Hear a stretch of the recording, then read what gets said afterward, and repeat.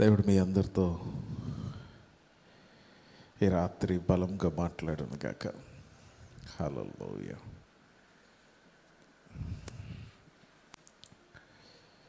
ప్రభు ఏ రోజు ఎలాగ మాట్లాడతాడో, ప్రభు ఏ రోజు ఎట్లా దర్శిస్తాడో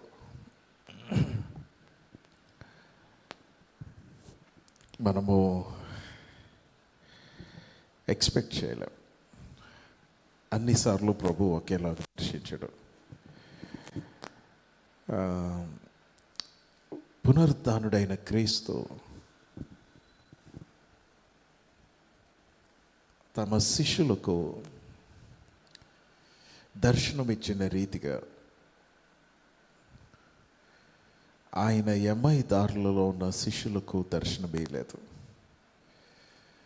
మార్క్లో ఏమంటాడంటే, వేరొక రూపంలో వారికి ప్రత్యక్షమయ్యాను అంటాడు. In different form, another form, వేరొక రూపంలో. సో దేవుడు ఎలా మనల్ని దర్శిస్తాడో మనము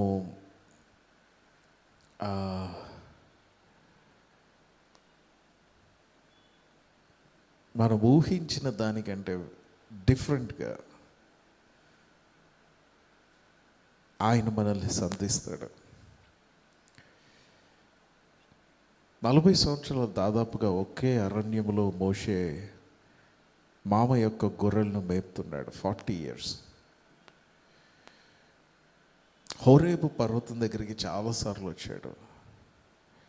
కానీ ఒకసారి దేవుడు అతన్ని దర్శించడం మొదలుపెట్టినప్పుడు ఆయన అక్కడ ఎన్నడూ చూడని ఒక వింత కార్యం చూడటం స్టార్ట్ చేశాడు. ఆ పర్వతం దగ్గరికి చాలాసార్లు గొర్రెలు తీసుకొని వచ్చాడు. చాలా సుపరిచితమైన పర్వతము, అది దేవుని పర్వతము అని తన మామ ముందుగానే చెప్పాడు. సో ఇప్పుడు అక్కడికి వచ్చినప్పుడు ఆ పర్వతం దగ్గర పొద మండుచు కనబడుతుంది. ఆ రోజు ప్రత్యేకమైన రోజు. ఆ రోజు ఇంటికి వెళ్ళేటప్పుడు వచ్చిన రీతిగా అరే ఇది రోజు చూస్తున్న పర్వతమే అని అనుకున్నాడు. కానీ ఆ రోజు దేవుడు స్పెషల్గా సంధించాడు, ఒక ప్రత్యేకమైన రీతిలో దర్శించాడు. అండ్ దేవుడు దర్శించినప్పుడు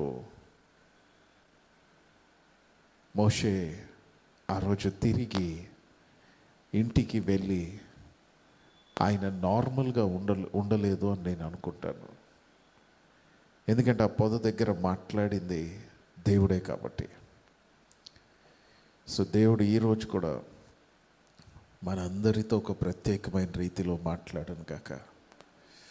దేవుడు ఒక ప్రత్యేకమైన రీతిలో మనల్ని సంధించును కాక, మనకు కొత్త నిరీక్షణను అనుగ్రహించును కాక. హల్లెలూయా, హల్లెలూయా. నాకు ఒక వాక్యం భలే అనిపించింది. అదేంటంటే రోమీయులకు రాసిన పత్రిక 15వ అధ్యాయము. రోమీయులకు రాసిన పత్రిక 15వ అధ్యాయము 4వ వచనం చదువుతాం. ఏలైనగా ఓర్పు వలనను లేఖనము వలనని ఆదరణ వలనను, ఓర్పు వలనను లేఖనముల వలనను ఆదరణ వలనను మనకు నిరీక్షణ కలుగుటకై. అదిగో లేఖనముల వలన మనకేం కలిగిద్దంట? నిరీక్షణ కలిగిద్ది.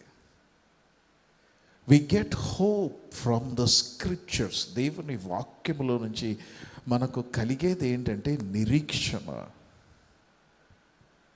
దేవుని వాక్యం మనకు అనుగ్రహించేది ఏంటి అంటే హోప్. నిరీక్షణకు ఆధారము లేని సమయంలో మనం నిరీక్షణ తెచ్చుకోగలిగిన స్థలం ఏంటి అంటే దేవుని యొక్క వాక్యము. లేఖనముల వలన మనకు నిరీక్షణ కలిగేది. ఈ నిరీక్షణ మనల్ని సిగ్గుపరచదు. ఈ నిరీక్షణ మనల్ని డిసప్పాయింట్ చేయదు. ఎందుకంటే ఇది మానవ సంబంధమైన నిరీక్షణ కాదు. ఇద్దరు స్నేహితులు మాట్లాడుకున్నప్పుడు ఒకరినొకరు ప్రోత్సహించుకునే నిరీక్షణ కాదు. ఇది లేఖన సంబంధమైన నిరీక్షణ, అంటే వాక్యములో నుంచి వచ్చిన నిరీక్షణ. ఈ నిరీక్షణ మనల్ని సిగ్గుపరచదు. చూడండి, 5వ అధ్యాయం రోమీయులకు రాసిన పత్రిక చాప్టర్ 5 5వ వచనం చదవండి. ఎందుకనగా ఈ నిరీక్షణ మనలను సిగ్గుపరచదు. ఈ నిరీక్షణ మనల్ని సిగ్గుపరచదు. మనకు చాలు. ఎందుకు ఈ నిరీక్షణ ఎక్కడి నుంచి పుట్టింది అని అంటే ఒక మోటివేషనల్ స్పీచ్ నుంచి కాదు. ఒక ప్రోత్సాహకరమైన వ్యక్తి మాట్లాడుతున్నాడు కాబట్టి అతనిలో నుంచి పుట్టింది కావు. ఒక మంచి యూట్యూబ్లో ఉన్న ఒక షార్ట్ మెసేజ్ చూసినప్పుడు పుట్టింది కాదు. ఈ నిరీక్షణ ఎక్కడి నుంచి వచ్చిందంటే లేఖనములలో నుంచి వచ్చింది. It came from the word of God. ఎప్పుడైనా మన నిరీక్షణ దేవుని వాక్యములో నుంచి వచ్చిందో, అందుకే మన వాక్యం ఎందుకు ధ్యానం చేయాలి అని అంటే వాక్యములో నుంచి మనకు విశ్వాసం వచ్చింది, వాక్యములో నుంచి మనకు నిరీక్షణ కలిగిద్ది. మాట్లాడుతున్నాయా? లేఖనముల వలనైన నిరీక్షణ. ఈ నిరీక్షణ మనల్ని సిగ్గుపరచదు. 4వ అధ్యాయం చూడండి, రోమీయులకు రాసిన పత్రిక 4. హల్లెలూయా. 17వ వచనం, 17th verse. తాను విశ్వసించిన దేవుని ఎదుట అనగా మృతులను సజీవులుగా చేయువాడును లేని వాటిని ఉన్నట్టుగానే పిలుచువాడునైనా దేవుని ఎదుట అతడు మనకందరికి తండ్రి అయి ఉన్నాడు. ఇందుని గూర్చి నిన్ను అనేక జనములకు తండ్రినిగా నియమించితిని అని రాయబడి ఉన్నది. అని చెప్పాలి అందరూ. అని రాయబడి ఉంది. ఎక్కడ రాయబడి ఉంది? లేఖనములో రాయబడి ఉంది. అబ్రహాముకు ఒక్క కుమారుడు కూడా లేని సమయంలో నిన్ను అనేక జనులకు తండ్రిగా నియమించి తిని అని వాక్యములో రాయబడి ఉంది, లేఖనములో రాయబడి ఉంది. సో లేఖనముల వలన మనకేం కలిగింది? నిరీక్షణ కలిగింది. ఎందుకు వాక్యం వినాలి? ఎందుకు వాక్యం చదవాలి? ఎందుకంటే వాక్యములో నుంచి మనకు నిరీక్షణ వచ్చింది అని రాయబడి ఉంది. ఒక్క కుమారుడు కూడా అప్పటికి పుట్టలా, కానీ రాయబడి ఉంది. అప్పుడు ఏం జరిగిందంట? తర్వాత వచ్చిన చదువు. నీ సంతానము ఇలాగ ఉండునని చెప్పిన దానిని బట్టి తన అనేక జనములకు తండ్రి అగునట్లు నిరీక్షణకు ఆధారము లేనప్పుడు అదిగో ఆయన నీవు అనేక జనులకు తండ్రి వగుదు అని చెప్పబడిన దానిని బట్టి అతడు నిరీక్షణ కలిగి నమ్మెను. కాదు మళ్ళీ చదువు. నీ సంతానము ఇలాగున ఉండునని చెప్పిన దానిని బట్టి తన అనేక జనములకు తండ్రి అగునట్లు చెప్పిన దానిని బట్టి తాను అగునట్లు. కీవర్డ్స్. వాక్యము చెప్పిన దానిని బట్టి మనం అగునట్లు.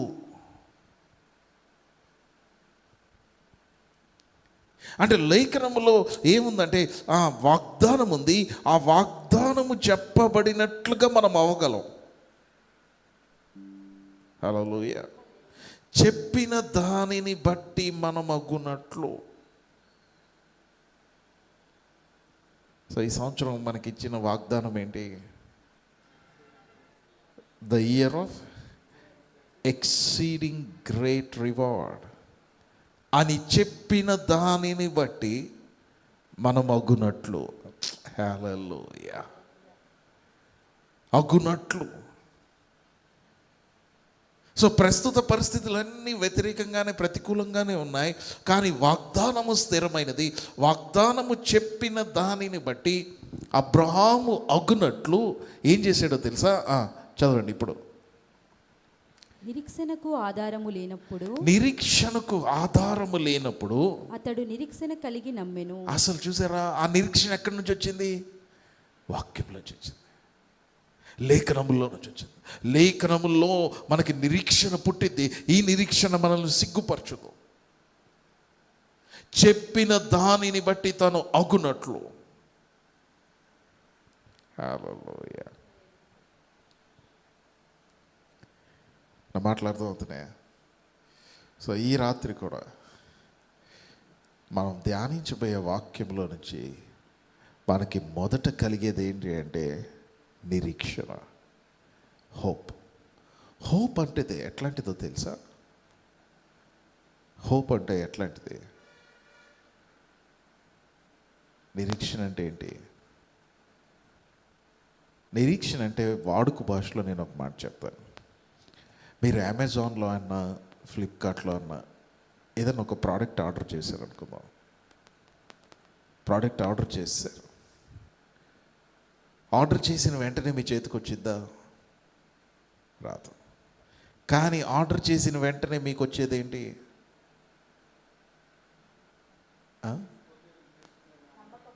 నమ్మకం కాదు. ఆర్డర్ చేసిన వెంటనే మీకు వచ్చేది ఏంటి అంటే ఒక SMS, ఒక మెసేజ్ వస్తుంది. ఆ మెసేజ్ని క్లిక్ చేస్తే ఆ ప్రోడక్ట్ ఎక్కడుందో చూపిస్తూ ఉంటుంది. అది ఇప్పుడే చెన్నై హబ్లో నుంచి బయలుదేరింది, ఇప్పుడే చెన్నై ఎయిర్పోర్ట్లో ప్యాక్ అయింది, ఎయిర్పోర్ట్లో స్కాన్ అయింది, ఎయిర్పోర్ట్లో లోడ్ అయింది. సో ఆ మెసేజ్ ఏంటో తెలుసా? అదే నిరీక్షణ. మీకు అర్థమవుతుందా? ప్రోడక్ట్ ఉంది, మీరు ఆర్డర్ చేశారు, అది నిజంగా ఉంది, దట్స్ రియల్. కానీ మీరు ఇంకా చూడలే. మీకు చెప్పినది ఉంది, వాగ్దానం ఉంది, కానీ ఇంకా చూడలే మీరు. కానీ వాక్యం మీకు ఫస్ట్ ఇచ్చేది ఏంటో తెలుసా? ఒక ట్రాకింగ్ నంబర్, ఒక చిన్న SMS. అది దాన్ని ఏమంటారంటే హోప్, నిరీక్షణ. సో అది ఎట్లా ఉంటుందంటే తెల్లారి రోజు సాయంత్రం అవగానే ఎక్కడుందబ్బా ఇంకా రాలేదు, ట్రాక్ చేశారనుకోండి, ఇప్పుడే హైదరాబాద్ వచ్చింది. మళ్ళీ నెక్స్ట్ డే పొద్దున్నే ఏంటి ఇంకా రాలేదు, మళ్ళీ ట్రాక్ చేశారనుకోండి, ఇప్పుడే మీ ఊరికి చేరుకుంది, కొరియర్ బాయ్ దగ్గర ఉంది అని చూస్తూ ఉండగానే అక్కడ బెల్ కొడతాడు వాడు. లేదా వాడు ఫోన్ చేస్తాడు, సార్ మీ పార్సిల్ వచ్చింది, అడ్రస్ ఎక్కడ సార్? ఆ మెసేజ్ ఏంటి అంటే దట్స్ కాల్డ్ హోప్.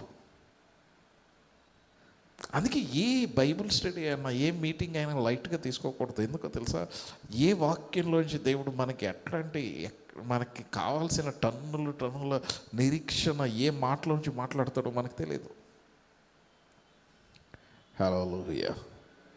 సో అబ్రహాముకు నిరీక్షణ లేనప్పుడు, అబ్రహాముకే నిరీక్షణ లేకపోతే, లేని దినాలంటే ఉంటే మనకుండవా? నిరీక్షణ లేని, నిరీక్షణ దొరకని దినాలు ఉంటాయి. కానీ అప్పుడు నిరీక్షణ కలిగి ఎట్లా నమ్మాలి అనంటే వాక్యాన్ని బట్టి. అప్పుడు అబ్రహాము చెప్పబడినది అతను అయిపోయాడు, పొందుకున్నాడు. హల్లెలూయా, హల్లెలూయా. నా మాట అర్థమవుతుందా? సో ఈ మధ్యాహ్నము, ఈ రాత్రి మనము ఈరోజు ధ్యానం చేయబోయే వచన భాగాల్లో నుంచి దేవుడు మనకి నూతనమైన నిరీక్షణ పుట్టించును గాక. హల్లెలూయా.